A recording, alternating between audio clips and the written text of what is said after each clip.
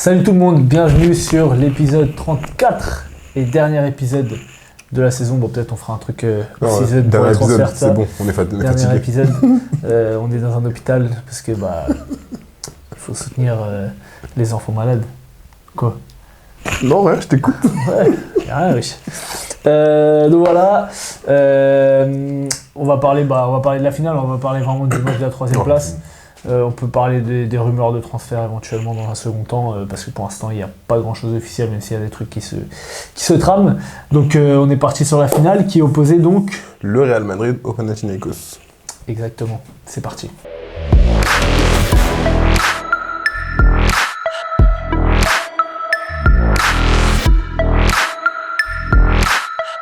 Alors, l'Asvel qui fait un début de saison exceptionnel. Ça, c'est mes blagues d'habitude. Alors, Gabriele Procida qui a fait une finale très très haut. Tu peux parler du Final Four? On y était, on l'a vécu, franchement, c'était bien. Gros, t'as pas vécu. L'ambiance et tout, les fans turcs, Et toi, tout ça. tu n'es pas avec nous. Les fans turcs, tu dis rien? Les fans turcs, gros, c'est des baisers, frère. Mais j'en ai déjà parlé dans le QLS 33 sur lequel tu Mais n'étais pas invité. il a pas fait beaucoup de vues. Il n'a pas fait beaucoup de vues parce que tu J'étais mal pas le là. cadre. J'étais pas là. Et vas-y, c'était fait à l'arrache. Non, quand t'es là, en général, on fait des vues. Hein. Là, je pense que je vais faire encore moins. Là, je pense que tu vas faire plus. On va voir. Comment toi, tu l'as vécu, ce Final Four? Très bien, j'étais en distanciel. Enfin, la finale, en fait, parce qu'on va parler de la finale, surtout. Non, blague à part. Déjà, à travers l'écran, on sentait qu'il y avait une vraie ambiance. Déjà, avant d'entrer dans le match, à travers l'écran, franchement, tu voyais qu'il y avait une vraie ambiance. T'as regardé en live ou en replay? Un peu en décalé? Un petit peu en décalé. Je suis arrivé en live sur la fin du 3e ou du 4e quart, je sais plus. Ouais, exactement. Donc, tu sentais déjà qu'il y avait une grosse ambiance. Les fans du Pana, tu les entends. Même quand c'est pas leur match, tu les entends. Et ça, c'était assez impressionnant. Après, si on va tout de suite dans la rencontre, je sais pas, je vais faire carton par carton pour le coup. Le premier carton, je me dis... Ok, ça peut être chaud, parce que je vois un Real qu'on a pu voir cette saison qui est dominant et qui a de l'adresse aussi. Il y a surtout beaucoup d'adresse. Ils mettent tout. Alors que ce soit Zanan Moussa, que ce soit, j'allais dire Gabriele Procida, pas du tout, Mario Hezonja, ils mettent tout. Campazzo à la baguette toujours. Campazzo à la baguette, ils mettent vraiment tout. Et je dis le Pana, ils vont avoir du mal. Ils terminent le premier carton à 36 points encaissés. Ouais. C'est énorme. C'est énorme. On n'est pas en NBA, là c'est l'Euroleague, sachant que le Pana fait partie des meilleures défenses. C'est la deuxième meilleure Deuxième, défense c'est ça. Sachant que l'avant-veille, ils ont tenu le Fener à 57 points sur tout le match et que le Real est à 56 points à la mi-temps. Donc bon, quand même. Tu te dis bon. Hein, faut les amis. Ça va être compliqué. Le Pana, je les voyais pas gagner un match à 110 points ou à 100 points contre le Real.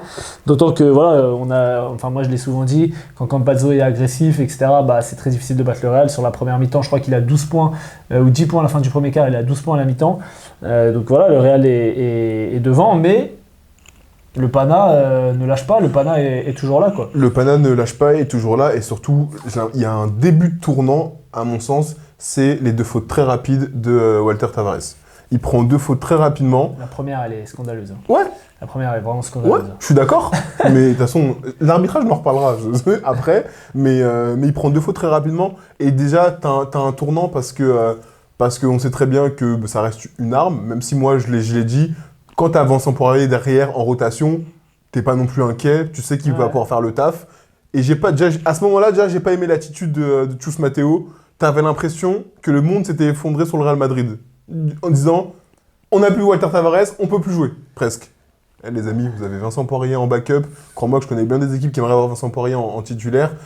Il a montré cette saison que quand Walter Tavares était blessé ou quand il était pas bon, il a su parfaitement le suppléer, voire parfois être meilleur. Et en plus de ça, quand tu vois par rapport au mismatch qu'est le Panathinaikos avec Mathias Le Sort dans la raquette, qui est plus latéral, plus mobile, je préfère avoir Vincent Poirier. Spoiler, on a vu que quand il était sur le terrain, il s'est plutôt bien débrouillé. Ouais, sur la première mi-temps, je parle. Après, il a eu aussi des problèmes de fautes. Je crois qu'il a 2 fautes à la mi-temps. On va y revenir là-dessus. Il y a eu beaucoup de fautes provoquées côté Real. Parfois, donc, comme je l'ai dit, qui n'étaient pas vraiment justifiées. Après, c'était un match où, franchement, pour l'avoir vu, En termes d'intensité, c'est une dinguerie. Mais en vrai, il y a faute sur toutes les actions. Les mecs, ils se tiennent sur les démarquages, les écrans, ils sont toujours en mouvement, au rebond. En fait, c'est ça qui me saoule un peu, c'est que, ça vaut pour un joueur que j'adore, Facundo Campazzo, c'est que les mecs en défense, ils sont là, ils jouent dur, etc. Et quand c'est de l'autre côté, à peine on les touche, ça tombe par terre, tu vois. Et du coup, c'est hyper dur à arbitrer et c'est hyper dur à jouer parce que d'un coup, t'es dur. Par exemple, tu vas être dans la bataille au rebond.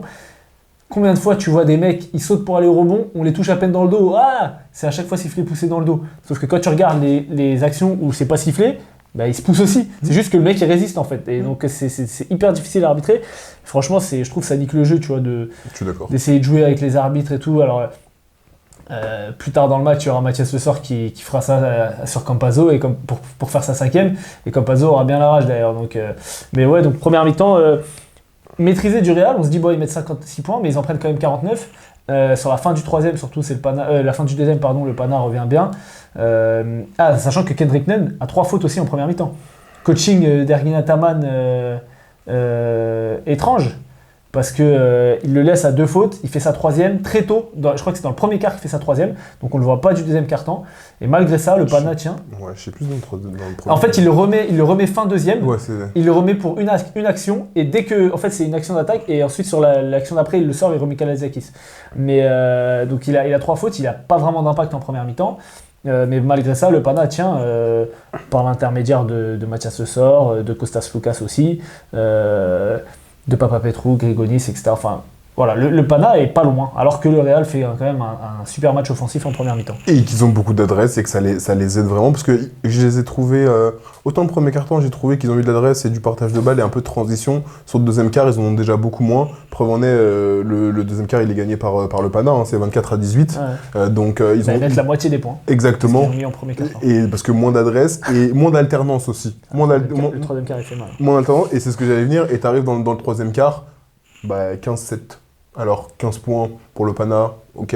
7 points pour le Real. Non, mais 7 points pour le Real. Et en plus, à 3 minutes ou 2 minutes de la fin du carton, ils avaient mis 2 points.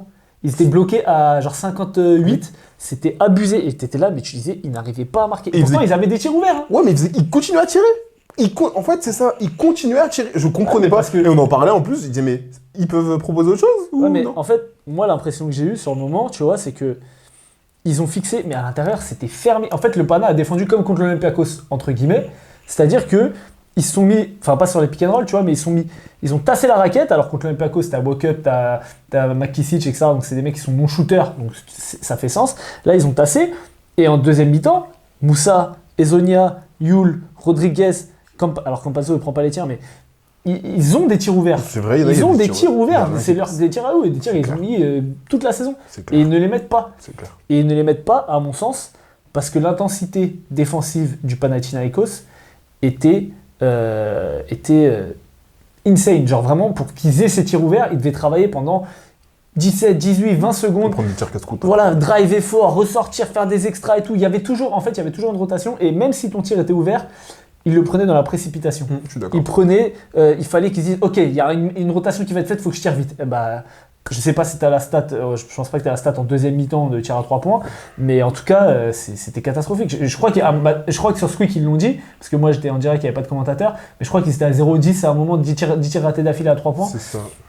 Sur le match, ils sont à 11,36. Ouais. 11,36 à 30%. J'ai pas la stat là sous les yeux. Ouais, c'est peut-être. J'ai regardé par la suite sur le play-by-play, mais je suis d'accord avec toi. Tu avais vraiment l'impression qu'il y avait des tirs qui étaient ouverts et que ça tombait pas dedans, comme ça peut arriver. Et parfois, ils étaient là, on tire, mais parce que là, il va y avoir une rotation, on sait pas quoi faire d'autre. Donc, il faut qu'on tire et qu'on n'arrive pas à mettre la balle dans la raquette. Par contre, là où j'en veux aux arbitres pour cette partie-là, pour cette deuxième mi-temps, c'est que Mathias Le Sort obtient des fautes que Vincent Poirier n'obtient pas de l'autre côté. Et c'est scandaleux. Et c'est scandaleux parce que sur de la transition, il y a plusieurs fois où Vincent Poirier, il attaque le panier, on voit très bien qu'il se fait découper. Il y a au moins 2 fautes comme ça et il les a pas. Et ça change le match. Ça change le match parce que tu es dans un moment où ils sont pas loin les deux équipes. Et ça change le match. Et de l'autre côté, Mathias Le Sort, qui est ultra agressif, comme à son habitude, comme il a fait toute cette saison, il a les coups de sifflet. Il y a un moment où Vincent Poirier il prend une faute, il tape la balle. Il y a le replay, nous on le voit, je sais pas si vous l'avez vu dans la salle, mais on voit, il y a le replay, il tape la balle elle sort. Faute. quand on regarde le replay sur le Jumbotron, etc., et moi en l'occurrence sur mon ordi, on voit qu'il n'y a pas faute, et il la prend de l'autre côté, Vincent Poirier attaque une transition, il y a quasiment une même faute, rien du tout. Et pour moi, ça change le match, parce que Mathias Le Sort, qui était pas en full trouble durant le match, bah forcément, quand il a une ou deux fautes, c'est pas pareil que s'il en a 3 ou 4. C'est sûr. Moi, je vois pas l'action de laquelle tu parles. Je vois, il y a une faute de Vincent Poirier où il va faire un compte sur un layback de Kalazakis. Ouais. C'est ça dont tu parles? Non, c'est pas celle-là. Celle-là, il y a vraiment faute. Pour le coup, je suis j'avais d'accord. filmé l'action et en réel, en direct, j'ai dit ah mais il y a pas faute là. Après, je regarde. Il attrape le bras. Oui, ça, je suis d'accord. Mais je vois pas l'action dont tu parles. Mais après, certes, les grands du Real ont été en foul trouble, mais bon, t'as deux grands alors que en face t'en as qu'un quoi, parce que Antetokounmpo il a quasiment pas joué. Mais bon, c'est pas vraiment sur ça que se fait la bascule. Dans le troisième quart-temps, il y a quand même un moment où le Real passe en zone. Oui, ils sont punis par Kostas Loukas, c'est vrai. Qui met 2 tirs, mais le premier qu'il met, tu te dis, moi j'étais avec Johan Gazon, je sais pas si tu es celui de la Dom Rémy là, un mec, oui. Ouais, voilà. On avait squatté des places présidentielles, donc on était bien, tu vois. Et ils font la défense de zone. L'action, elle est catastrophique. C'est pas en périphérie, il se passe rien du tout. Kostas Loukas, il a 8 mètres, t'as un Campazzo sur lui quasiment. Filoche. Il tire. Et moi, au moment où il tire, je dis putain, ils savent pas attaquer une attaque de zone ou quoi? Dedans. Je dis ok. L'action d'après, pique, ça sort pas sur lui, il remet dedans. Et là, c'était chaud. Sachant que je crois qu'il s'était déjà passé devant quand il faisait ça. Il passe devant sur un tir de Kendrick Nunn.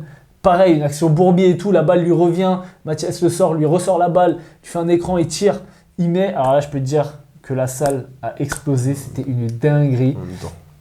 C'était une dinguerie. Donc là, il repasse devant sur ça. Et derrière, Loukas met les tirs. Et en fait, tu as vraiment cette inversion de momentum de ok, le Real met plus un tir, n'arrive plus à mettre son jeu en place. Et le Paname met des gros tirs. Parce que les tirs qu'il met, c'est pas des tirs faciles.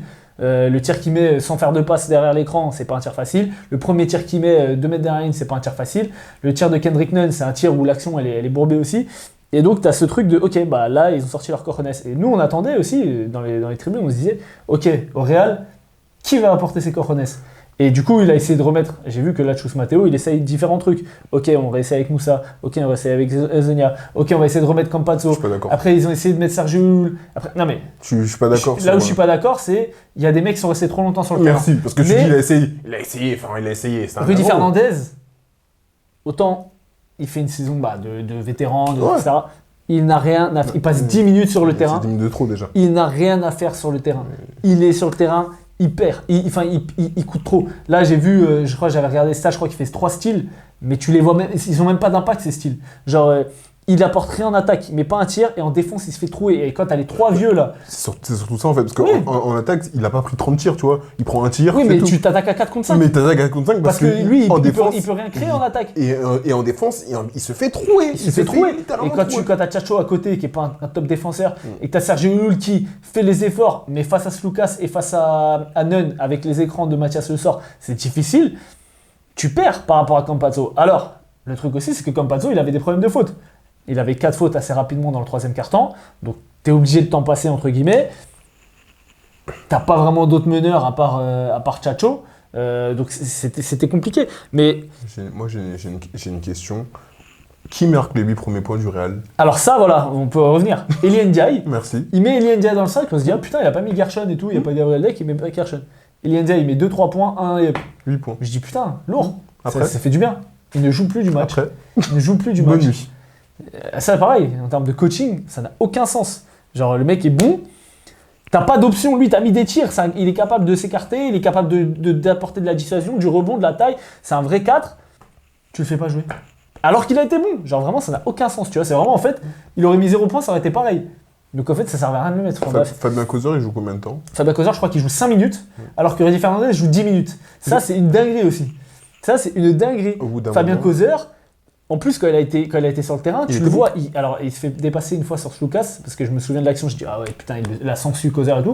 Bon, Loukas, il est chiant à prendre aussi, mais bon, tu le fais jouer 5 minutes, tu sais que lui, il peut te mettre des gros tirs aussi. C'est bien de faire confiance à Rudy Fernandez, à Sergio Llull, à Sergio Rodriguez, mais lui aussi, il t'a déjà mis des gros tirs, il t'a déjà sauvé des matchs, et en plus, défensivement, c'est quand même autre chose que les 3 papis. Et je dis pas ça pour leur tirer dessus, tu vois, on respecte leur carrière et tout, Non, mais à c'est ce pas ça. moment-là, c'est la responsabilité du coach Exactement. de mettre les joueurs qui sont capables de te faire gagner le match. Exactement. Et c'est pour ça que je te dis, quand tu dis il a tenté des choses, je suis à moitié d'accord avec ça. Non, il a tenté parce des choses que- dans le sens où, à part Fabien Causer, parce que bon, je pense que tu vas pas non plus, même si tu aurais pu remettre Elie Ndiaye, hein, mais je peux comprendre que vas-y, finale d'Euroleague, tu tentes pas le coup, soit. Mais comment ça, tu tentes pas le coup? En fait, c'est ça que je comprends pas. Il a mis les 8 premiers points du Real, il est à 3 sur, il est à 1 sur 1, il a raté Il a aucun tout mis, tir. il a tout mis. Il joue 7 minutes. En fait, c'est pas comme si le mec, tu le mets 15 minutes et il te fait 0,6. Là, je te dis, bon, ok, il le remet Non, pas, mais d'accord. ce que je veux dire, c'est que je le comprends plus pour Elie Ndiaye que pour Fabien Causer. Comment Ah oui. Fabien Causer a le plus petit temps de jeu du Real? Ça n'a pas de Oui, sens. mais ça n'a Alors pas qu'il de se sens, bien faisait sûr. trouer par les extérieurs. Il se fait Et trouver qu'on par l'a les dit, extérieurs, et qu'on le sait, que Fabien Causer, et en plus, c'est pas comme si nous, on l'a vu à travers des persiennes, que Fabien Causer, il a des petites qualités défensives. Non. Le coach l'a envoyé sur les meilleurs Ouais. attaquants extérieurs pendant toute la saison. Des Kevin Punter, des Mike Donc pourquoi James, aujourd'hui tu joues face à Kendrick Nunn une finale, dans ton plan de jeu, tu te dis pas, alors que t'as Campazzo à 4 fautes, dans mon plan de jeu, je voulais pas intégrer Fabien Causer. C'est pour ça que je dis Ok, qu'il a tenté. Sergio Llull l'année dernière, il t'a sorti un tir qui te fait gagner le match. Ok, Chacho Rodriguez, il t'a fait une finale de fou furieux. Mais Rudy Fernandez, il apportait rien. Mais même là, Sergio Llull, je trouve que. Non mais Sergio Llull, en il plus, a- ils ont abandonné quand même très tôt. Ils sont partis dans des tirs Bah ouais. de Bourbier à 2 minutes. 2 minutes 30, Ok, 40, là. 2 minutes 40, c'est vrai, il y avait 12 points d'écart, mais quand même, genre, les tirs, en plus, il a envoyé une bricasse, mon pote. Oh là là. Regarde, elle est partie à droite, là. Ah ouais, c'était ça. Mais non, mais en fait, c'est pour ça que. Pour moi, Chacho, je trouve qu'il a pas été mauvais. Il a pas eu d'adresse à 3 points, mais il a pas été mauvais. Il a Non, mais essayé il a de trouver. rentré en attaque. Non, il a essayé de trouver Vincent, etc. Pas et en tout, deuxième comme il mi-temps. fait. En première mi-temps, oui, mais pas en deuxième. Mais franchement, tu vois, c'est celui sur lequel je me serais un peu plus appuyé. Il joue 17 minutes, tu vois. Quand il a des fautes, Campazzo, je me serais un peu plus appuyé là-dessus. Sergio Llull tire beaucoup trop. Il tire beaucoup trop. Vraiment, il tire. Il fait 0,2 à 2 points, 2 sur 7 à 3 points. Enfin, au bout d'un moment, il fait tire. 2,9, C'est 2,9. C'est trop de tirs. Après, beaucoup de C'est trop. tirs en fin de match aussi. C'est trop. tombés. C'est déjà Mais trop bon, de tirs. Sergio C'est déjà trop de Llull, tirs. c'est leur. Mais le truc, attends, moi j'aimerais bien voir. Zanan Moussa, il joue combien de temps 28 minutes. Ouais. Et il fait 1-6 à 3 points. Et Zonia, Et Zonia, il est où 31 minutes. 1-7 à 3 points. Aussi, Oui. tu vois, en termes d'adresse, c'est catastrophique. 2-13. Les deux joueurs qui sont censés t'apporter du scoring, ils n'ont pas répondu présent, tu vois. 2-13 les deux. Enfin, après, Moussa, il met 15 points parce qu'il Mais fait 3 15 sur points, 4 à mais 2 bon, à points. 3 points, c'est catastrophique. Ouais, mais tu vois, encore une fois, il est pas bon à 3 points, mais il va chercher du 2 points, il va chercher des lancers francs. Tu vois, il fait 6 sur 9 au lancer, il pourrait faire un peu mieux, mais il va chercher autre chose. Et d'ailleurs, ils ont raté des lancers francs. Ils ont raté des Ça, lancers francs. on n'a pas l'habitude de le voir rater autant de lancers francs. Après, ils ont fait Campazzo, il rate un lancer franc aussi. Oui, ils font 15-18 au Campazzo, il a pas loupé de lancer franc. Hein. Il fait Là, 2 c'était sur l'autre 2. match. Ouais, ils font 15-18 au lancer franc. Ça va, c'est juste Zanan Moussa qui a loupé les 3. Sinon, ils ont tous mis leur lancer. Mais moi, mon problème là-dedans, c'est le coaching. Mon problème, en fait, je suis d'accord. Pour moi, le Pana en deuxième mi-temps a été plus fort parce qu'ils ont mis des plus gros tirs dans des moments beaucoup plus importants. Kostas Tsoukas, il a raté combien de tirs?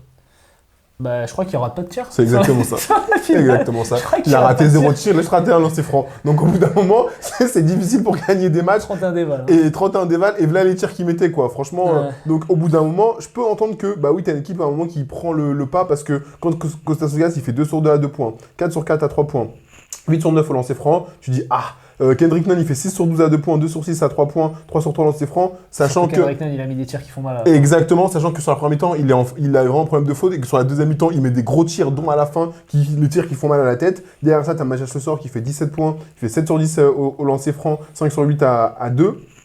Donc forcément, et à des moments toujours très importants, et tu vois, Juancho qui a apporté un peu, et qui met 5 points, mais à un moment il met un tir qui est ultra important, qui font mal à la tête. Mitoglou aussi, il en met un. Mitoglou, il met un. Il en met un, oh là là là là, mal, il fait tellement mal celui-ci. Ouais. Et donc forcément, le Real n'avait pas de solution. Mais pour moi, le problème là-dessus, vraiment, la défaite, je l'impute au coach. Je le fais pas tout le temps, mais là, la gestion du coaching, pour moi, elle est pas bonne. Les histoires de politique, là. Non, mais je suis d'accord sur les 3 Espagnols, allez, ou 2 des 3 si tu veux, ou même que Rudy Fernandez. Maintenant, la question, c'est quand même, en deuxième mi-temps, ils ont des tirs grands ouverts, et on a vu les stats de Zanan Moussa, Oui. on a vu les stats de Mario Oui. Zonia, on a vu les stats de Sergio Llull à 3 Oui. points. Ça, c'est pas de la faute du coach. Si. Ben, je suis désolé.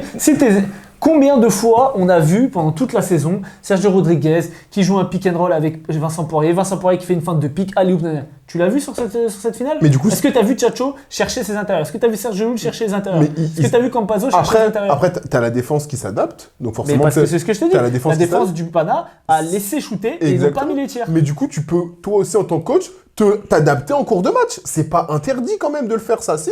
Mais comment tu t'adaptes? Parce qu'en vrai, le Real. Oui. Ils ne sont jamais servis de leurs grands comme des situations de post-up. Les seuls grands qui postent, à la limite, c'est Gershon. Mais sinon. Le problème, il est là. C'est que mais le problème, c'est que quand tu joues avec Gershon en 4, alors il y a un moment, il joue en 5 à la fin parce qu'il n'y a plus de grands, mais la raquette, elle est fermée. Oui, mais c'est ça, t'adapter. À un moment, il tente une zone. Oui, Chus Matteo. Chus Matteo, il attend dans le 4e quart-temps quand il reste. Non, dans le 3e, il faut déjà. Dans le 3e, quand ils se font repasser devant, ils sont en zone. En fait, au bout d'un moment, tu sais. Je suis pas coach. Vraiment, je suis pas coach et je me prétends pas avoir la science infuse. C'est pas du tout ça. Mais je te jure, j'ai l'impression qu'il coachait politique plutôt que coacher pour gagner ton match. Walter Tavares, il a des problèmes de faute. Il le remet plutôt que mettre Vincent Poirier à un moment qui après a des problèmes de faute aussi. Les deux. Après, ils ont eu des problèmes de faute, mais il le remet pas. Ilian Ndiaye, il a été bon au début. Tu le fais plus jouer alors que c'est lui qui t'apporte les 8 premiers points. Fabien Causer, il joue 4 minutes alors qu'il a déjà été MVP de Final Four et que tu sais, et tu l'as très justement dit tout à l'heure, qu'on l'a envoyé en mission défensive cette année, il a défendu Marcus Howard, Mike James, Kevin Punter, des mecs qui ont des fortes capacités en attaque, et là tu l'envoies pas. Alors oui, je peux entendre que tes leaders offensifs tels que Ezonia et Zanan Moussa ne mettent pas dedans, sauf que le basket c'est un sport d'adresse, ok. Ezonia pour moi a été vraiment moins bon parce que Moussa a quand même essayé de proposer autre chose, ok. Mais toi, en tant que coach, tu peux aussi proposer quelque chose, des plans de jeu, quelque chose, t'adapter, pas juste te faire ouvrir comme un débile et regarder et laisser. Parce que quand tu laisses Llull sur le terrain trop longtemps, Rudy Fernandez, c'est de ta faute. Quand tu mets pas Fabien Causer, c'est de ta faute. Ça oui. Quand t'as Walter Tavares qui a 4 fautes et que tu te dis « Ah vas-y, je vais faire rentrer un mec pour faire faute sur Mathias Le Sort à 3 minutes de la fin pour qu'il tire des lancers. Tiens, si je mettais mon backup qui a aussi 4 fautes, Vincent Poirier, pour le faire rentrer pour faire une faute. 5e faute, 2 secondes après, Walter Tavares il prend sa 5e, t'as plus de pivot. C'est de ta faute. Mais pourquoi tu mets Vincent? Mais à quoi il pense à ce moment-là? Tu peux envoyer Ilian Ndiaye faire une faute, etc. N'importe qui pour faire une faute. T'as pas besoin d'avoir Vincent Poirier pour faire une faute. Il a 4 fautes. Voilà. Et Vincent, quand il sort, il était déjà frustré de l'arbitrage. Mais quand il sort, il est vénère. Ça se voit sur le banc, il dit mais pourquoi il me sort comme ça? Pourquoi il me met pour faire faute alors que j'ai 4 fautes? C'est complètement stupide. Et c'est pour ça que je dis que pour moi c'est le coaching. Coach de l'année. Hein. Et c'est pour moi que c'est le coach. Oui, mais le coach de l'année sur la saison régulière, c'est une chose. Gros, on a dit. Moi j'avais dit quand on avait fait le truc. Pour moi, c'est un mec, il n'a pas coaché cette année. Il a une équipe qui était déjà clé en main. Il a récupéré une équipe qui marchait déjà très bien. Il n'a rien proposé de spécial. Il a tenté une zone. La zone. T'as l'impression qu'ils l'ont jamais fait, on dirait une zone de R2. En mode, ils ont dit, vas-y, fais une 2-1-2, tu gères le milieu, personne parlait. Ouais, c'était n'importe quoi. Non, mais vraiment, tu vois, il te l'a sorti de nulle part. C'est pas comme si le Real a fait beaucoup de zones cette saison. Alors, moi, je trouve que voilà, Chus Matteo, il s'est fait bouffer. Et il s'est fait bouffer. C'est un bien grand mot parce que Ergin Ataman, c'est pas non plus. Il n'a pas proposé des trucs de fou. C'est voilà, des gros exploits individuels. Maintenant, on vient sur le sujet Ergin Ataman. Pardon. Désolé, monsieur. Désolé, Abi. Je vais t'appeler Abi. Usta même. Ça veut dire grand frère, maître en turc. Parce que, mine de rien, elle a gagné 3 des 4 dernières Euroleague avec 2 équipes différentes. Et voilà, cette année, il est arrivé. Alors certes, il avait une super équipe sur le papier. Quand tu vois le début de saison, tu t'attends pas à ce qu'il fasse ça en finale. Hein. J'aime pas du tout la méthode. Ah, j'aime pas la méthode, mais le résultat sont là. Mais la finalité, tu l'as très justement dit, le résultat est là. Il a gagné. Il ferme sa gueule. Il a gagné, il a tapé le Real qui a battu le record. En fait, tu disais, le Real va jamais perdre et tout. Et il a gagné. Voilà, il a gagné. Alors, certes, peut-être que c'est pas un excellent tacticien, peut-être que si. Mais voilà, il a réussi, avec sa méthode qui fait discuter nous les premiers, il a réussi à relancer Vildoza. Ok, il joue peut-être pas 25 minutes comme c'était prévu, etc. Le mec maintenant, depuis les playoffs, quand Vildoza était sur le terrain, c'était un très bon joueur. Oui. C'était un très bon joueur. Et là, pareil, il rentre. Il met un tir là. Il rentre. Je dis à Johan, tu vas voir. Pique, derrière le pic, il va pull-up. Parce qu'à chaque fois qu'il rentrait, il était dans ce truc-là. Pique, pull-up, dedans. Merci. Et Et voilà, Vildoza était bon. Juancho, en fait, c'est des joueurs qui se sont mis au service du collectif. Et c'était des gros noms, hein, parce que mine de rien, oui, tu recrutes Lucas et Mathias Le Sort, mais Vildoza, la saison qu'il fait l'année dernière à l'Étoile Rouge, c'était un très, très fort joueur. Juancho Hernan Gomez, c'est un joueur qui a fait une finale, qui a dominé des VA dans le championnat européen. C'est un joueur qui a fait une carrière NBA. Donc tu ramènes des gros noms. Et aujourd'hui, ces mecs-là, ils sont au service de l'équipe. Tu vois, ils sont derrière Papa Petrou, ils sont derrière pour Vildoza, ils sont derrière même Kalaitzakis dans la rotation. Ouais. Et tu vois, c'est des mecs qui sont au service de l'équipe. Et crédit à Ergin Ataman pour avoir réussi justement à faire rentrer tout le monde dans ce moule. Ok, Kendrick Nunn et Kostas Loukas, ça va être les fers de lance offensifs. Mitoglou, il va être un peu l'électron libre qui va faire chier. T'as un shooter sur le poste 3, que ce soit Papa Petrou, qui est un peu plus complet que Grigonis. Et t'as Mathias Le Sort dans la raquette qui va être un intérieur hyper mobile, qui va pouvoir switcher, qui va pouvoir aller chercher du rebond offensif et tout. Bah écoute, j'ai rien à dire. Hein. Ah non, mais on lui a craché dessus toute la saison. Pardon. Pardon. La méthode, franchement, on n'est pas fan de tirer à boulet de canon sur ces joueurs comme ça. Mais preuve en est, c'est que ces joueurs se sont réveillés. Les deux joueurs sur lesquels il a le plus tiré, aujourd'hui, Juancho et Luca Vildoza, ils ont apporté, ils ont mis leur pierre à l'édifice pour gagner le titre. Ils sont champions d'Euroleague. Et moi, je tire mon chapeau à Kalaitzakis. Parce que défensivement, ce qu'il a montré... C'est mangé un écran là, faut défoncer le dos. Défoncer le dos, mais ce qu'il a proposé défensivement depuis qu'il est sur le terrain, et même pas que pendant les playoffs, on l'a vu sur la fin de saison, c'est assez impressionnant. Donc non, c'est en match 5, il a fait du mal à Lorenzo Brown. Franchement, j'avoue, bravo monsieur Ataman pour cette victoire encore. Ça fait, comme tu l'as dit, 3 victoires en 4 ans. Ouais, bah oui, c'est ça. Double avec les fesses, après il révèle l'année dernière, et là c'est... Donc non, bravo. L'année prochaine, on y retourne, hein, on est de nouveau dessus, on verra ce que le Pana fera. Pour peu qu'ils aient un backup poste 5, ça peut vite devenir relou cette affaire. Hein. Ouais, pour peu que Mario Hezonja signe comme c'était prévu.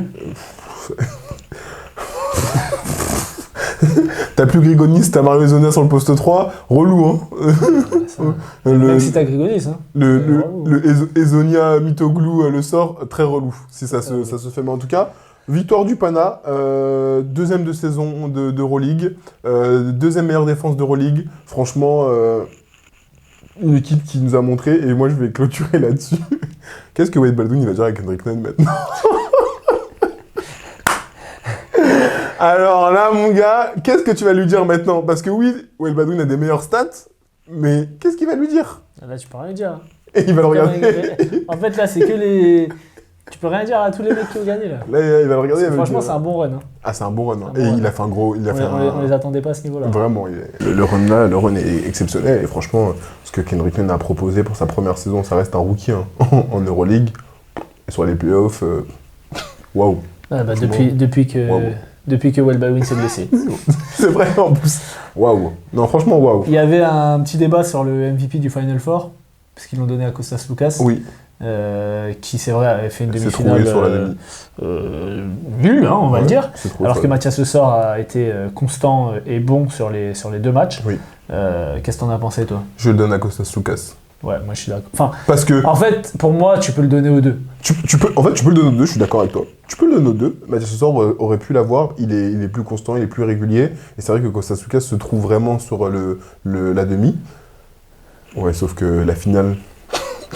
La difficulté des tirs qu'il met, la façon de verrouiller des cartons, le tir qu'il met pas au buzzer mais presque au buzzer pour la fin du 3e où il dribble, il s'arrête à 2 points mi-distance, il met à 2 points et après il tombe par terre juste avant la fin du 3e quart. En fait, il a mis trop des tirs de haut niveau, il a tellement porté son équipe pendant cette finale et notamment en deuxième mi-temps pour ne pas lui donner et ça peut effacer ce qu'il a raté sur la demi. En fait, pour moi...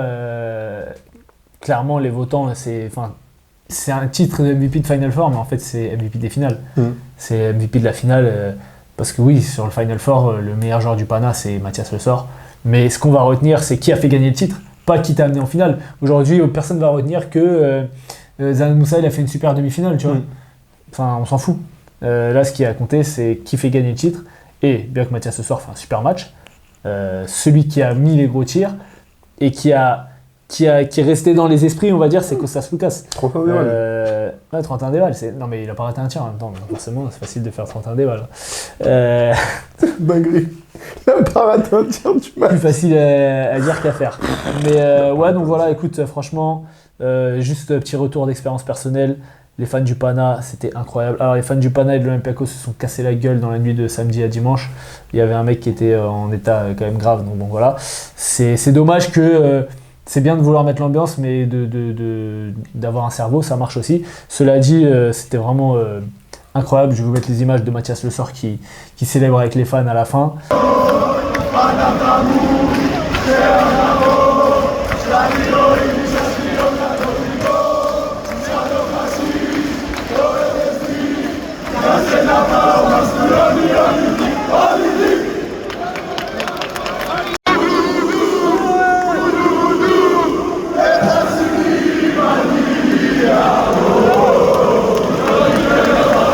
Franchement, c'était lourd. Ils ont mis de l'ambiance, ils ont poussé.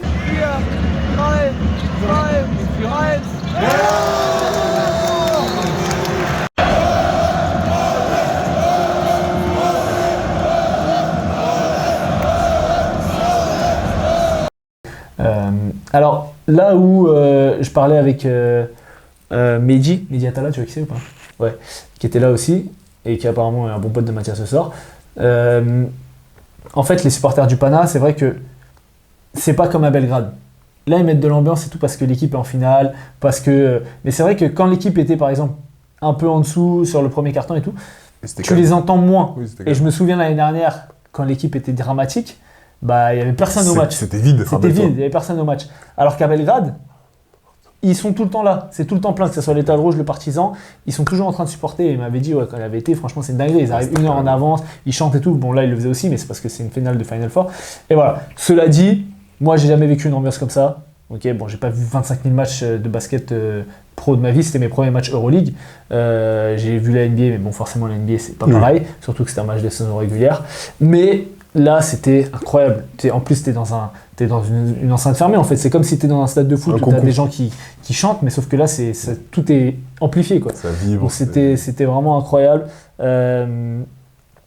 À part l'organisation de la demi-finale qui était un peu catastrophique en termes de faire rentrer les gens dans la salle, j'invite tout le monde, franchement, à aller voir des matchs d'Euroleague, soit sur le Final Four, soit dans les équipes serbes, turques ou grec, à voir l'année prochaine. Peut-être que ce sera à Abu Dhabi, j'irai pas. Peut-être que ce sera à Barcelone, dans ce cas-là, j'irai. Parce que je n'aime pas aller trop loin et avoir un bilan carbone trop élevé. Oui.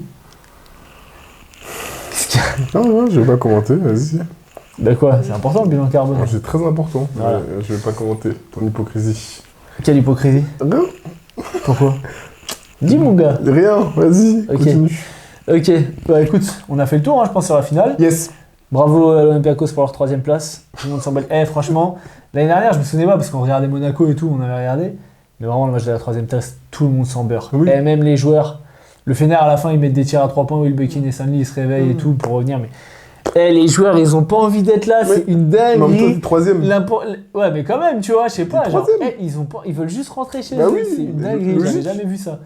Donc voilà, bravo au Fenerbahçe d'avoir éliminé Monaco pour se faire gifler 2 fois. Merci d'être venu. Scottie Wilbekin, un Final Four vraiment d'une qualité du terrorisme. incroyable. Sarunas Jasikevicius, merci pour les travaux contre Monaco, mais encore une fois, voilà. Bref, on va passer sur les rumeurs de transfert. Vas-y. Allez, c'est parti.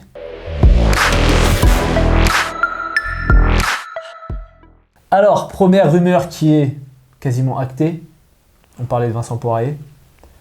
Et donc, il aurait signé à l'Anadolu Efes. À Boulogne. On cherche un poste 5. Alors, tu m'avais dit que tu n'étais pas vraiment persuadé du choix. Alors, en fait, on en a débattu avant. Je me pose sur la question du moment où tu quittes le Real. Je me dis, c'est pour quitter une équipe qui va être dans le giron top 4. Et tu vois, l'Anadolu Efes, ce qu'ils ont proposé cette année, surtout sur la première partie de saison, parce que la deuxième, c'était beaucoup mieux, et ce qu'ils ont proposé l'année dernière, ça m'a un peu frustré. Après, tu joues avec Erjan Osmani et Tibor Play sur le poste de 5, quoi. Donc voilà. Mais si je fais abstraction et après avoir pris du recul, oui, Vincent Poirier qui a une place de titulaire sur le poste 5 avec Shane Larkin à la main et sur le poste 3, on ne sait pas s'il sera encore là ou pas. 3-4, comment il s'appelle Will Clyburn. Ouais, t'as Darius Thompson aussi derrière. Et Darius Thompson aussi, donc t'as moyen d'avoir. Et Rodrigue Bobois à voir s'il reste. Mais t'as moyen d'être gavé finalement de ballons, donc oui, finalement ça peut être un bon choix pour lui. En fait, ça peut être un bon choix pour lui de carrière, mais c'est surtout la place de l'EFS. C'est surtout ça qui m'inquiète. Oui, bien sûr. Plus que le choix d'aller là-bas. Alors on n'attend pas que l'EFS soit au-dessus du Real l'année prochaine. Non, c'est sûr que non. Cela dit, à voir qui le Real va réussir à garder cette année. Là, ils ont re-signé Walter Tavares pour 5 ans. Bah c'est quand même important. Oui, c'est super. Ils ont l'axe Campazzo Tavares. Est-ce que Moussa va rester? Est-ce qu'il va partir en NBA? Parce que c'est quand même un jeune joueur de 2-6 qui a fait une grosse saison individuelle. Est-ce que Ezonia va rester? Est-ce qu'il va partir au Pana ou en NBA? Voilà, il y a quand même pas mal de questions qui se posent. Les 3 Espagnols, là, Rudy Fernandez, il a dit qu'il arrêtait. Les 2 autres, on va voir. Donc le Real a son axe 1-5, mais à voir ce qu'ils vont pouvoir garder autour. Parce que voilà, sur la saison, les meilleurs scoreurs, c'est quand même Ezonia et Moussa. Donc voilà, donc il perd Vincent Poirier, qui est quand même... Bah voilà, quand Tavares a été nul toute la saison, c'est lui qui a participé au fait que le Real soit si fort aussi. Donc c'est une grosse perte. À voir comment ils vont le remplacer. Est-ce que tu fais monter Hugo González là, qui a défoncé tout à la NGT au tournoi des jeunes et qui a fait quelques rentrées cette année en Euroleague? Franchement, il est pas mal du tout. À voir. Bon, tu perds en tout cas Vincent Poirier. Moi, je pense que Vincent Poirier, c'est un bon choix pour lui d'aller à l'EFS. Il y a personne, entre guillemets, il y a personne. On a loué Tyreek Jones, on a loué Dan Otoro, etc. Quand tu as Vincent Poirier qui arrive, c'est quand même une autre stature. Et on voit bien de toute façon que aucun intérieur ne s'est installé clairement avec la confiance du coach et de ses coéquipiers à l'EFS. Donc à voir. Après, j'espère qu'il va pas finir comme Ante Zizic, à être là que pour... Même si c'est pas le même profil de joueur, parce que c'est pas vraiment un joueur à qui tu vas jouer du post-up. Mais voilà, c'est un mec qui va aller chercher... En fait, c'est un Dan Otoro et Tyreek Jones en plus fort, quoi. Tu vois, donc pour moi, c'est intéressant à voir. Autre signature qui a été actée pendant le Final Four, juste avant le match pour la 3e place, Nick Calates qui est signé à Monaco. Qu'est-ce que t'en penses? Tu te rappelles pas, on a fait une vidéo il y a pas longtemps, on a dit ce serait bien que Monaco ait un... Ouais, mais c'était déjà dans les rumeurs à l'époque. Un meneur qui gère et que ça... Ah bah Nick Calates, c'est pas comme le reste du Fener, hein, il a tout donné contre Monaco, il n'y avait plus rien pour le Final Four. Oui. À part pour mettre des manchettes dans la gorge de Papa Petrou, quoi. Parce que ça, j'en avais pas parlé. Il avait trop la haine. Si, j'en ai parlé dans ma truc. Il avait trop la haine. Il a embrassé son biceps, il a dit « Ah, t'es sûr, on va voir !» Mais franchement, jusqu'à ce jour, je comprends pas comment ils l'ont pas disqualifié. Ah, purée, il avait trop la haine. Mais non, mais en tout cas, Nick Calates à Monaco, franchement, j'aime bien. Moi, j'aime bien, mais ça veut dire que ça va bouger quand même. Ils vont libérer un arrière. Jordan Lloyd. Bah ouais, il était question qu'il aille... Et il est dans toutes les rumeurs. J'ai entendu Fenerbahçe, j'ai entendu Étoile Rouge. Oui, donc Jordan Lloyd. Jordan Lloyd a l'air d'être sur le départ. Voilà. Et ça veut dire que tu décales Mike James sur un poste 2. Oh oui. Bah, ils ont déjà joué ensemble de toute façon. Hein. Oui. Au Pana, donc... Mais du coup, ça veut dire que t'as Mike James sur poste 2 qui n'est plus à la création. Ah mais là, t'as Mike James en mode de scoreur. Exactement. T'as Calates en mode de gestionnaire. Et j'espère Matthew Strazel en backup. Ouais, tu gardes Okobo en backup poste 2. Après, le truc, c'est que Okobo, est-ce qu'il va vouloir rester parce que, bon, quand tu joues avec 3 arrières, alors sauf s'il continue à jouer avec 3 arrières, mais à mon avis, comme on en avait discuté, ça va pas le faire. Donc, bon, on va voir. Est-ce qu'Eli Okobo veut rester lui qui a quand même fait une bonne saison, qui a été rappelé dans la présélection de l'équipe de France. Donc on va voir. Pour Monaco, en tout cas oui, c'est sûr que c'est une bonne recrue. À voir la suite du mercato. Josh Nibo, on l'avait dit, c'était annoncé depuis un moment qu'il signe à Milan, on ne sait pas pourquoi. Mais c'est officiel ça? Bah c'est pas signé, mais bon, vu que ça fait 2 mois qu'ils en ont parlé, et là je l'ai revu, je pense que... Qu'est-ce qu'il va foutre à Milan? Pour l'instant, il n'y a rien d'officiel, il n'y a aucun truc qui est officiel, parce que je crois que tu as une date pour signer les trucs, mais c'est pas encore officiel. Mais bon, voilà. Après, donc, ce que tu m'as envoyé cet après-midi. Wade Baldwin, apparemment, se dirigerait vers le Fenerbahçe. Voilà. Mais bon, j'ai vu que le Fenerbahçe, je sais pas si tu as regardé, tous les joueurs se dirigent vers le Fenerbahçe. On dirait le Pana de l'année dernière. Franchement, c'est. J'ai vu Lorenzo Brown, j'ai vu Wade Baldwin, j'ai vu. Oh, mais en même temps, t'as l'air danser, ça y est. Oui, c'est sûr. Ça au bout d'un moment. Tu vois, même Scotty Wilbekin, on t'aime bien, chef. Mais peut-être que soit tu vas goûter le banc, soit tu vas aller ailleurs. Ouais, après, ça dépend parce que tu perds Calates, donc tu peux faire jouer Wade Baldwin en 1 et Wilbekin en 2. Oui, après ça dépend de qui y a. Parce que si Lorenzo Brown il vient au Fener. Tu vas pas piller le Maccabi. On me dit dans l'oreillette que. L'arroseur arrosé. Ah ouais, dans cette émission, ça dénonce, hein. Ok. Non, mais bon, ouais, à voir. Bah, putain, le Maccabi, s'ils perdent Josh Nibo, Lorenzo Brown et Wade Baldwin, après, je peux comprendre qu'après cette saison, t'as pas forcément envie de rester. Hein. Mais je pense qu'il y a aussi le contexte autour. Non, mais c'est pour ça que je dis ça. Oui, je parle pas de la saison sportive. Je parle de autour. tes joueurs. T'es jamais chez toi, même tes matchs à domicile, t'es pas chez toi. En plus, bah voilà, t'as peut-être peur pour ta vie aussi. Moi, je comprends que t'aies pas envie de rester. Hein. Si tout le monde se barre, ça me choquerait pas. Peut-être qu'ils iront à Dubaï. Je sais pas si t'as vu le tweet, parce qu'il y avait des rumeurs qu'on dit mais si, ce que tu m'as envoyé le truc de Mike James, c'est pas toi qui m'as envoyé? Ah oui, si. Genre, ils disent Dubaï a dit oui, on va pas signer Mike James ou Walt Tavares, etc. Et il a dit c'est comme si moi je dis je voulais pas gérer Rihanna ou Beyoncé, c'était pas une option en fait. C'était très marrant quand même. Oh, il rigole. Dommage, il est pas taffé pendant les playoffs. Mais bon, bref. Voilà, en gros, les rumeurs. Donc, ouais, au Fenerbahçe, il y a quand même pas mal de. Je pense qu'ils veulent s'activer, ils ont le l'oseille et ils veulent s'en servir. Voilà, t'as vu d'autres trucs? Ben là, je suis en train de regarder en même temps. Baskonia se sépare de Ivanovic. Ouais, ça j'ai vu. Et Valence a signé un nouveau coach. Ok, de son Valence, personne ne regarde. Si, moi je regarde. Personne ne regarde, ça y est. Tu regardes pas Damien Inglis, gros? Peut-être qu'Atash a été re-signé. Ouais, pour 2 ans supplémentaires. Donc ça c'est bien. Donc voilà. C'est bien parce que c'est un très bon coach, je trouve. À noter que pour le Fener, il y a un joueur aussi qui revient de prêt, qui revient de blessure et qui revient de prêt. Qui? Arthur Zagars. Ah oui. Qui était au Fener et qui avait été prêté à Vilnius, qui s'était pété le genou, mais là qui a repris. À la main, à voir dans quel état et est-ce qu'il va jouer comme il a joué pendant la Coupe du Monde. Mais en tout cas, c'est un sacré meneur. Hein. Ça peut être un sacré profil. Donc voilà. Oui, le Real, je vois que là, tu es sur Ousmane Garouba. Apparemment, il y a lui et il y a un mec genre qui joue en VTB League, je sais même pas c'est où, qui était à 26 points de moyenne, un Canadien, enfin bref, un nom inconnu. Donc voilà, peut-être qu'ils vont signer TJ Shorts, le Real. Non.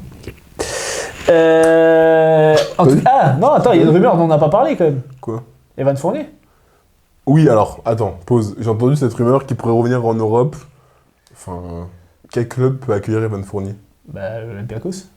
Ils ont assez d'argent? Je suis pas sûr. Après, tu reviens en Europe, tu sais que tu vas pas prendre 10 millions. Non, mais enfin, il y a une différence entre tu sais que tu vas pas prendre. Et je suis pas sûr. Evan Fournier avait dit que si un jour il revenait en Europe, il voudrait jouer à l'Olympiakos.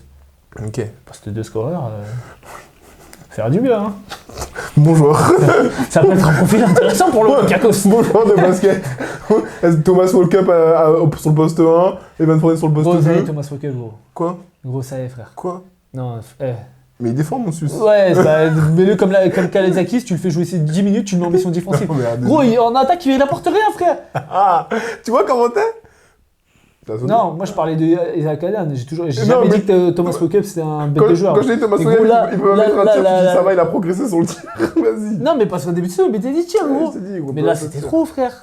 Franchement, il apporte rien. Et en plus, c'est facile parce qu'ils attendent tous dans la raquette. Vas-y, viens mettre des dunks sur nous, quoi.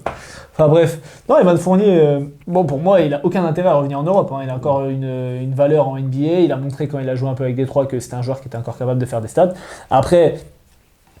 Alors, je sais pas, dans le Squeak Talk, ils en ont parlé et Ali Traoré disait ouais, aujourd'hui il faut qu'il accepte de plus être un franchise player ou un joueur important dans le système. Je suis désolé, quand il est arrivé à New York, Thibodeau lui a fait changer complètement son jeu. C'est devenu un shooter catch and shoot exclusif à 3 points. Il a jamais râlé, même quand il jouait pas, il a jamais râlé. Il a toujours été professionnel.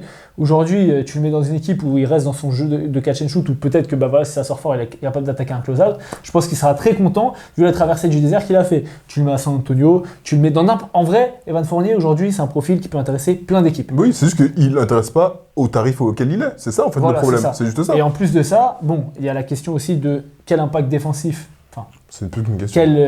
Quelle liability défensive il peut être. Ça à lui de prouver, mais franchement, c'est un mec qui pour moi, qui doit pas revenir en Europe avant au moins 2-3 ans. Qui signe un contrat de 2 ans à Phoenix, là où il y a tous les extérieurs de la ligue. Non, qu'il n'a pas à Phoenix, mais bien sûr. Il y a un projet, t'inquiète. Il va jouer poste 5. Avec Isaiah Thomas. Il va jouer mineur.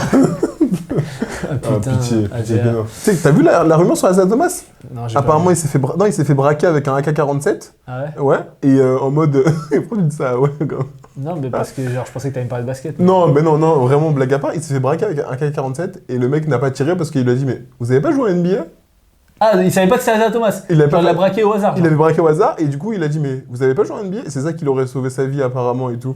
Et il y a dans les commentaires, parce que vous savez comment Twitter ça peut être dur, enfin X, il y a un mec qui l'a dit, il a dû voir un de ses matchs de la 10 Day Contract, c'est vrai qu'il a sauvé, parce qu'il a fait tellement de tours en ce moment. J'ai dit ah ouais, vous êtes cru hein, franchement, vous êtes cru de ouf. Mais c'est fou quand même. Non, franchement la vie ça peut aller trop vite. Ouais, on fait bel écho. Bref, voilà, hein, les rumeurs. Yes. C'est tout. Hein. Ouais. Apparemment. Franck Kaminsky, le Paris Basketball sur Franck Kaminsky, apparemment. Voilà. Et toi. C'est vrai? Je te parle en sérieux. Oh, tu vas faire quoi avec Franck Kaminsky, gros? Quoi? 2m13, 31 ans? Ouais, super. Il y a plein de mecs de 2m13 de 31 ans, mais pourtant ils vont pas jouer au Paris Basketball. Mais l'année prochaine, le Paris Basket, ils vont. Mais toi, t'es fou? 10 points, 3,6 rebonds, 12,7 d'évaluation. Kaminski, j'étais le premier à le défendre. En Euroleague, il fait 9. Il a fait une bonne saison en Euroleague. Oh oui, t'es dur. Oh, t'es dur. Non, t'es dur. Mais le Paris Basketball, je crois pas qu'ils vont signer qui? Je crois qu'ils vont signer Wade Baldwin ou quoi? Bah non, de toute façon, ils ont déjà les extérieurs. Mais un grand. donc, franchement, 9. Ah oui, non, mais d'accord. 9, oui, toi, t'es dur. Ça va. J'ai l'impression que j'ai dit qu'il allait signer un mec de Bonneuil. Abuse pas, toi. Pourquoi? Tu parles de Trésor là? Non, même pas, mais. Alors ça tire sur toi, je regarde pas la vidéo. Mais... Pas du tout, mais attends, Franck Kaminsky, 9 points en Euroleague, 3,4 rebonds. C'est un mec qui a fait de la NBA. En tout cas, on est un peu déçu de l'apport de Franck Kaminsky par rapport à ce qu'on attendait en début de saison. Sa première saison? Non, t'es dur. Toi, non, Kendrick Nunn, sa première saison, regarde, champion Euroleague, mon gars. C'est pas le même poste, c'est pas la même équipe, c'est pas les mêmes attentes. Cody Miller-McIntyre, première saison. Oui. Regarde. C'est pas le même poste, c'est pas la même. C'est pas le même poste. C'est des mecs qui ont la. Cody Miller-McIntyre, tu comptes baise ou quoi, toi? Pardon pour mon vocabulaire. C'est vrai. Non, c'est pas le même poste. Les mecs, ils ont la balle dans les mains. Bruno Caboclo. Ouais, Bruno Caboclo, il a fait une bonne saison. Il a fait une meilleure saison que Franck Kaminsky. Oui, d'accord, mais je te jure que j'ai l'impression à t'écouter que Franck Kaminsky, c'est un joueur de R3. Non, mais en fait, je sais pas, c'est Obradovic, il m'a matrixé, gros. Il l'a coaché comme si c'était le dernier pivot de l'Euroleague, gros. Bah voilà, donc. Alors qu'à chaque fois qu'il rentrait, il était bon. Mais gros, je comprends pas. Il est passé derrière dans la 9 points, 4 rebonds en Euroleague, Ferrari. 10 points, 5 et 2 en NBA. Et en mode, c'est pas suffisant. On est où là? Le partisan est sur Jade, apparemment. Et le partisan, il n'y a aucune rumeur sur eux. Que des départs, c'est ça les rumeurs. Et le partisan. En même temps, il n'y a pas de rumeur parce que pour l'instant, ils sont pas assurés d'être en Euroleague. Ah bon? Bah oui, il a bien dit, le président de l'Euroleague. T'as 4 clubs qui sont en ballottage. En ballottage. Berlin, les 2 clubs serbes et Valence. Et Valence, ah oui, c'est vrai. Et Bologne, 5 clubs, et Bologne. Donc, ouais. Pour l'instant, tu vas pas recruter qui que ce soit si tu sais pas. Enfin, il n'y a aucun joueur qui va dire vas-y, je viens, même si vous êtes en Eurocup, quoi. Ah bon? Ouais, ils sont pas en prénote. Ouais. Alors que nous, on arrive à recruter des joueurs même si on est en R2, tu vois. C'est pour ça. D'ailleurs, on va y les primes là, ça y est. Mais qu'est-ce qu'il veut lui? Non, gros. Je suis passé des messages. Ça commence à être en retard là. Bon, je sais, il reste un match et tout, mais il faut commencer à envoyer les primes. Mais qu'est-ce qu'il y a? Ton frigo il est vide? Ouais, c'est quoi? Il est vide. Et on a des factures à payer. Frais vétérinaires. La friandise, ça coûte cher. Bref, on a fait le tour. Yes. Bon, je pense que. Bah écoute, peut-être faire une conclusion de la saison quand même. Bien sûr. Enfin, de la saison, de notre première Bien saison sûr. QLS. Écoute, j'ai regardé récemment, enfin j'écoutais sur mon scout, le premier épisode quand on avait fait les previews. On avait dit on en fera une fois par mois. Bon, franchement, on a tenu. Hein. On a fait toutes les semaines, on a fait toutes les journées. Il y a des fois où j'étais tout seul, mais bon, il y a eu un épisode quand même toutes les journées. Donc j'espère que vous avez kiffé. L'année prochaine, je pense qu'on va repartir. Oui. En plus, j'arrête de coacher des petits, donc j'aurai plus de temps. Bien sûr, parfait. Ah, t'arrêtes les petits? Bah ouais. Ok. Ouais, j'ai pas le temps, il y a trop de trucs à faire. Donc voilà, donc on fera sûrement un épisode pendant l'été pour un peu parler des transferts ou des trucs. De toute façon, il y aura les Jeux Olympiques. Donc il y aura des débriefs. On fera que les Jeux Olympiques? Non, on va pas faire que les Jeux Olympiques parce que je serai en vacances. Mais alors ça, on fait en distanciel. Ouais. Mais Moi aussi, je serai en vacances, personne ne sera à Paris. Mais il y aura certainement des vidéos, bien sûr, pour réagir à l'équipe de France. Pour réagir tout ça. au Tomar de Sylvain Francisco en finale de... Ah, on me dit dans l'oreillette que Vincent Collet ne l'a pas sélectionné. Merci Vincent, t'as intérêt à faire une médaille olympique. donc voilà, mais ouais, non, mais l'année prochaine, bien sûr qu'on va refaire parce que c'était grave cool et c'est un basket qui est différent. Ça nous sensibilise aussi sur le jeu différemment que la NBA. Et donc vraiment, indépendamment de ça, enfin, non, pour rebondir sur ce que tu voulais dire, c'est que peut-être qu'on fait pas énormément de vues et tout, mais moi je croise de plus en plus de gens qui me disent ouais, analyse Euroleague, tu vois, même tu vois, sur le live là, de Jérémy et de Drew, genre tu vois, on est catalogué Euroleague et tout, et je trouve ça cool, genre bah on n'est pas les références, tu vois, loin de là, mais on commence à se faire connaître, donc c'est cool que les gens viennent avec nous et débattent avec nous de ces trucs là, d'autant que je sais pas si tu vois un peu les commentaires qu'il y a sur les vidéos, mais il y a les gens qui trouvent quand même qu'on dégage une bonne vibe, que on s'entend bien, c'est drôle et tout, qui passent des bons moments en regardant les vidéos, donc voilà. On va continuer et j'espère que vous serez de plus en plus nombreux avec nous. Bien sûr, il faut s'abonner. Faut donner de la force, et il faut liker, tu connais déjà. Mais surtout, faut commenter, parce que c'est surtout ça le plus intéressant. C'est quand on débat, là, il y a c'est moi qui réponds aux commentaires, toi tu réponds pas. Mais... Si, je réponds. Sur la vidéo, je me suis pris la tête avec un mec sur Insta, en dessous de la publication par rapport à The First Team, on s'en fout. Non, mais par rapport à Sylvain Francisco. Bref. Mais en tout cas, non, il faut venir commenter, parce qu'on débat, et ça, c'est plutôt cool. Moi, la dernière fois, je joue un match, et il y a le coach qui me dit j'ai vu ce que tu avais dit sur le Maccabi Tel Aviv, etc. C'était super intéressant. C'est le coach du Maccabi Sarcelles. Je me désolidarise de ça. Mais en tout cas, il y a des mecs voilà, qui viennent en parler et ça, c'est plutôt cool. Donc voilà, faut regarder l'Euroleague, les gars. C'est bien, franchement. Ça va vite. Tu vois, c'est pas comme l'NBA qui, avec 65 000 pubs et 65 000 temps morts, même si en ce moment, c'est plutôt sympa. À voir, est-ce que Squeak va toujours avoir l'Euroleague l'année prochaine? Ça, c'est une autre question. On verra bien. Mais en tout cas, regardez l'Euroleague parce que ça pète. Voilà. Bisous, à bientôt.